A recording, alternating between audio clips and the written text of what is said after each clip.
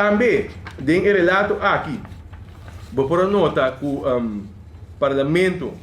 de sua totalidade, estava em quase 100 reuniões por ano que passa. Significa que um round de 25 reuniões para quartal. Na minha parecer, uma cifra bastante bom.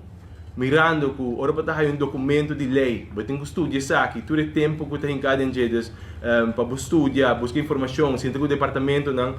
25 reuniões para quartal, você quer que uma boa salida para 2022 e 2023 e naturalmente se você que mira para essa aqui que é crescer em a Nova Zelândia. Para parte tá também se reunião aqui. Reunião que está open bar, onde que parlamentario tem direito para questionar o governo, fazer pergunta, entregar emenda,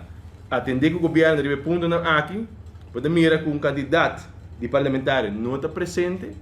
não está tem compromisso para dar na reunião, e mais ainda, a maneira ayer, dia assim importante para o parlamento, onde se celebrar a democracia, onde se celebrar que o parlamento desde 86 um status à parte, mas também tem caso aqui, fração de ação de nota presente. Me quero ter uma vergonha para não representante não, que de dia assim sério, dia onde o governador de Aruba da Bini e do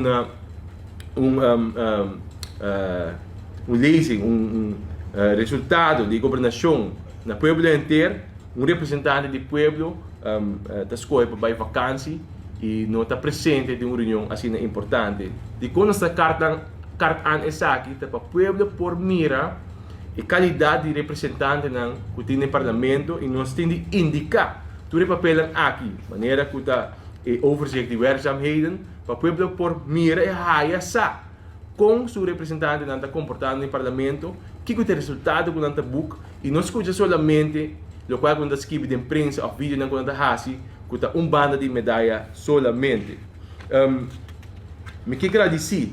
voorzitter do parlamento para o trabalho que eu assim ano que passa, mas também entregar a petição aqui antes por escrito e anteayer de penúltimo dia de ano parlamentário 2022-2023, mas a petição vez mais para nós formar sinal ou uma petição na